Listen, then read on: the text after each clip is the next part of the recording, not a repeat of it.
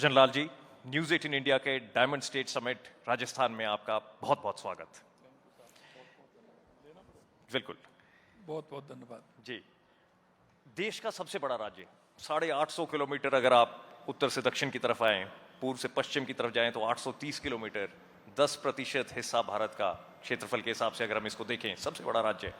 कुछ दशक पीछे अगर हम जाएं तो आप एक नौजवान, बैलों का हल जोत रहे थे आप, बिल्कुल साधारण परिवार से। आज आप देश के सबसे बड़े राज्य के मुख्यमंत्री हैं। एक बार जरा अपनी पूरी यात्रा के बारे में अगर आप हमारे दर्शकों को और हमें बताएं, कैसी रही आपकी यात्रा उस हल जोतने वाले नौजवान से लेकर आज राजस्थान के मुख्यमंत्री बतौर। मेरा जन्म एक किसान परिवार में हुआ। मेरी प्राथमिक शिक्षा मेरे गांव में, अटारी गांव में हुई थी। और जब मैं पढ़ता था तो वहाँ 5वीं तक स्कूल था।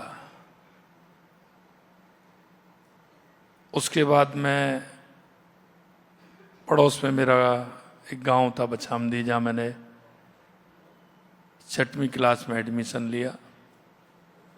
लेकिन वो 8वीं तक था, मिडिल स्कूल था। पड़ोस में दूसरी पंचायत थी गगवाना, वहाँ हाई स्कूल था 10वीं तक। मेरे चाचा जी अध्यापक थे। उन्होंने कहा कि आपको यहाँ पढ़ना है, मिडिल के बाद आपको हाई स्कूल में आना है, इसलिए यहीं इसमें एडमिशन करा लीजिए। तो मैं 7वीं से गगवाना स्कूल में मैंने एडमिशन लिया। वहाँ से पैदल जाते थे, 3-3.5 किलोमीटर पड़ते थे डेली, पैदल जाना पैदल आना। और किसानियत थी, इसलिए खेती में हाथ बटाना भी जरूरी था। मेरा इसलिए भी था कि मैं पिताजी के अकेला भी था, तो इसलिए उसमें भी हाथ बटाता था। तो ये मेरी शिक्षा मेरी गांव में, गांव के पड़ोस में जो मेरे दूसरे विद्यालय उसमें हुई थी। उसके बाद हायर सेकेंडरी के लिए मेरे को नदबई में गया। वहाँ मेरे बुआ जी थी। तो फूफा जी हमारे आर्य संघ की शाखा में जाते थे, तो मैं वहाँ रहता था। तो उनके साथ मेरे को वहाँ से उनके साथ एक अच्छे संस्कार और एक अच्छे संगठन से जुड़ने का मेरे को मौका मिला। जब मैं सुबह जाता था तो कभी कभी ऐसा लगता था कि क्योंकि वो उसके शाखा के प्रमुख थे, तो वो जाते थे तो वहाँ शाखा लगाते थे, तो मैं उनके साथ जाता था। सुबह वो भी मेरे को जल्दी जगा करके लेकर के जाते थे। वहाँ जब उन्होंने देखा कि उनका भतीजा ये है, तो वहाँ से मेरी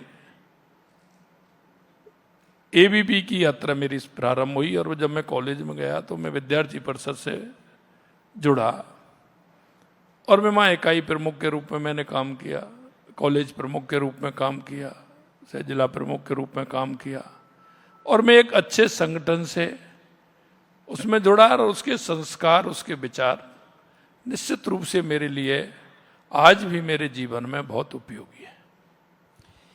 एबीवीपी के साथ आप जुड़े। एबीवीपी देखा जाए तो ऑलमोस्ट एक क्वालिफाइंग क्राइटेरिया बन गया, जिस हिसाब से अगर आप देखें कि कितने जो एबीवीपी से आए मुख्यमंत्री बने, आप भी मुख्यमंत्री बने। आप कश्मीर की तरफ भी गए थे, बिल्कुल आप 23-24 साल के उस वक्त शायद रहे होंगे। आप एबीवीपी की तरफ से गए, वहाँ पर अरेस्ट भी हुए आप। जब राम जन्मभूमि आंदोलन चल रहा था, वहाँ पर भी आपने हिस्सेदारी निभाई, वहाँ पर भी आप अरेस्ट हुए। 1.5 साल लगभग अब आपके हो गए हैं बतौर मुख्यमंत्री राजस्थान। कैसी रही आपकी ये यात्रा? क्योंकि अशोक गहलोत कहते हैं कि हमारे लिए बड़े सूटेबल हैं, इन्होंने क्या किया 1.5 साल में, 5 साल बतौर 1.5 साल। आप बताते हैं कि ये 1.5 साल जो है वो बहुत अच्छे गए हैं राजस्थान के लिए, हमने बहुत कुछ किया। तो अगर आप बताएं कि आपके ये 1.5 साल कैसे गुजरे। देखिए ज्योति जी, मैं आपको एक बात जरूर कहना चाहूँगा कि व्यक्ति के मन में जो जीवन के संस्कार होते हैं, क्योंकि मैं जिस संगठन से निकला हूं उस संगठन के अंदर जो संस्कार हैं, विचार हैं, काम करने का जो जज्बा है वो मेरे को उसी से मिला। विद्यार्थी परिषद के बाद मेरे को मौका मिला, मैं युवा मोर्चा में रहा, युवा मोर्चा में जिलाध्यक्ष भी रहा, प्रदेश में भी रहा, मेरे पार्टी में लगातार उसमें रहा। देश के यशस्वी प्रधानमंत्री नरेंद्र मोदी जी ने, केंद्रीय नेतृत्व ने, हमारे प्रदेश के, हमारे सभी भारतीय जनता पार्टी के नेताओं ने, हमारे विधायकों ने मेरे को ये जिम्मेदारी दी।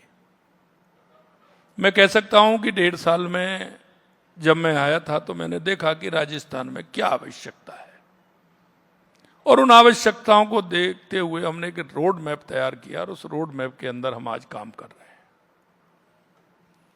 अगर हम राजस्थान को देखें तो जिस तरीके की यहाँ पर चुनौतियां हैं, सबसे पहले आपके पास चुनौती ये रही है कि किस तरीके से हम स्टेट की डेवलपमेंट को करें। आपने आते ही राइजिंग राजस्थान किया। राइजिंग राजस्थान में बहुत बड़े निवेश की, वहाँ पर कई लोगों ने एश्योरेंस दी कि हम इतने इतने यहाँ पर रुपए लगाएंगे, लाखों करोड़ रुपए, 35 लाख करोड़ का प्रॉमिस वहाँ पर है।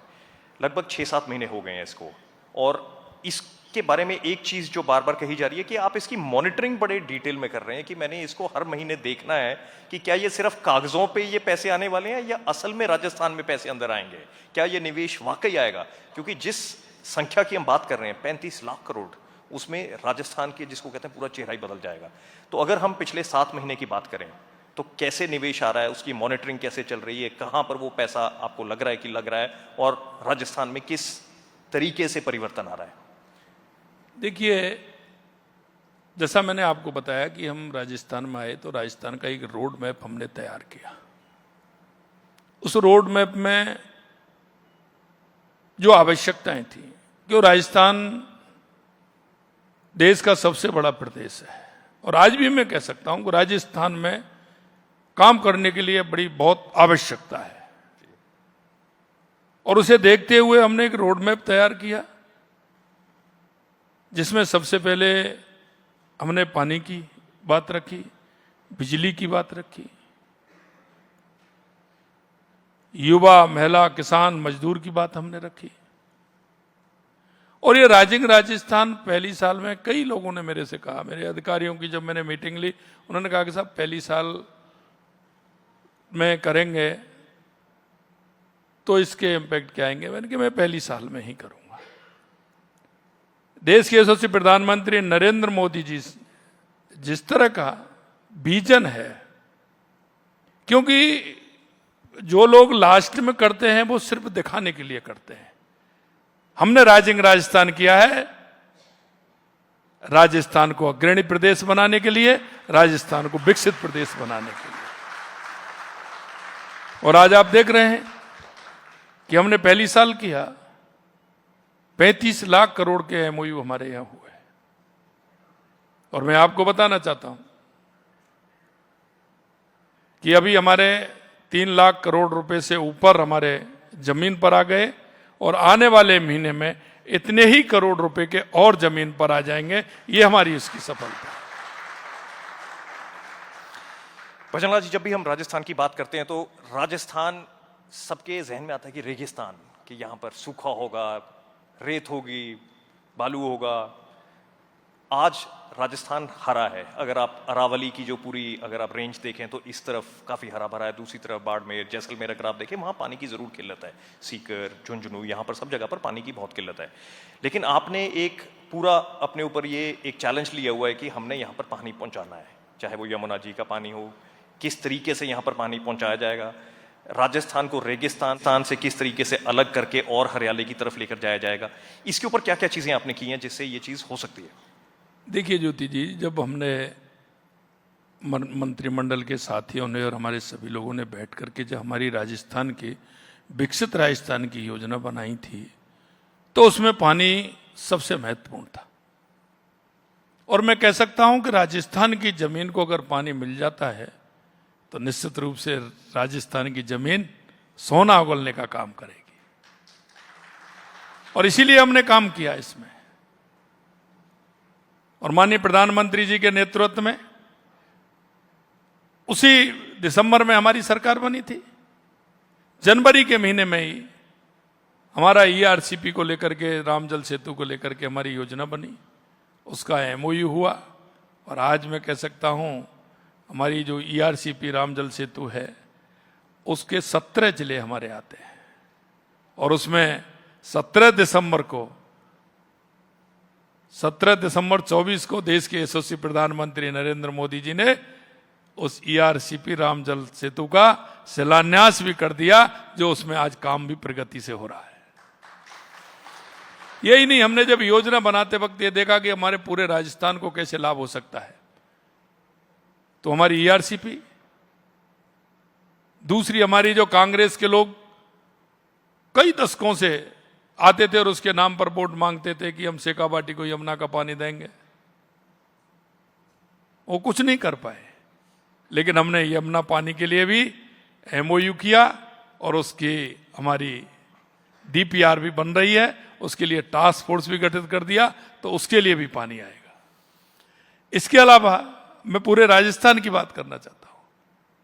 हमारी इंदिरा गांधी नहर, गंगा नहर, जो हमारी सबसे बड़ी नहर है, जिसका पानी हमारा हनुमानगढ़, गंगानगर, बीकानेर, फलौदी, नागौर, जैसलमेर, बाड़मेर, जोधपुर तक उसका पानी जाता है। उसके लिए भी हमारी उन नहरों की सफाई के लिए, उनको टांके बनाने के लिए, उनके मरम्मत के लिए हमने 4000 करोड़ रुपए का प्रावधान उसमें भी रखा है, जिससे हमारा टेल तक उसमें पानी पहुंचे, उसका भी काम हमने किया है। यही नहीं, हमारी बांसवाड़ा डूंगरपुर की हमारी माही डैम की परियोजना है, उसके लिए भी काम हमने किया है। ये सबसे बड़ी बात यह है कि हमारे देश के यशस्वी प्रधानमंत्री नरेंद्र मोदी जी जब गुजरात के मुख्यमंत्री थे, और जब वो गुजरात के अंदर वो नर्मदा नहर का काम चल रहा था, तो राजस्थान से किसी ने मांग नहीं की थी, लेकिन वो राजस्थान के बारे में जानते थे कि राजस्थान में सबसे बड़ी दिक्कत पानी की है, तो उन्होंने नर्मदा का पानी हमारे बाड़मेर और जालौर के क्षेत्र को नर्मदा का पानी देने का काम किया था। और मैं समझ सकता हूं वो राजस्थान की पानी की समस्या को जानते हैं, इसीलिए उन्होंने सबसे पहले हमें को ये कहा कि राजस्थान में सबसे पहले पानी की व्यवस्था होनी चाहिए। पूरे राजस्थान में पानी की किस तरह से संचय हो सकता है, उसके लिए काम करिए। तो हम लगातार उसके लिए काम कर रहे हैं। हमारी जय ब्राह्मणी योजना हो, उदयपुर में हमारी देवास स्कीम है, जो उसका आधा पानी अरब सागर की तरफ जाता था, आधा पानी हिंद महासागर की तरफ आता था। हिंद महासागर वाला पानी हमारे काम आता था, लेकिन वो पानी काम में नहीं आता था, उसको भी हमने एनीकट और टनल बना करके उसको भी इधर मोड़ करके काम किया है, जिससे हमारे पूरे राजस्थान हरा भरा राजस्थान हो, हरियाला राजस्थान हो। और आज आप देखेंगे, यही नहीं, ईश्वर बंसी वाले की कृपा हुई है। पिछली साल हमारे अधिकतर बांध भर गए थे, सभी बांध हमारे भर गए, और अब की बार तो ये हुआ है कि जुलाई के महीने में भी हमारे बांध भर गए और उनमें से पानी की निकासी चल रही है।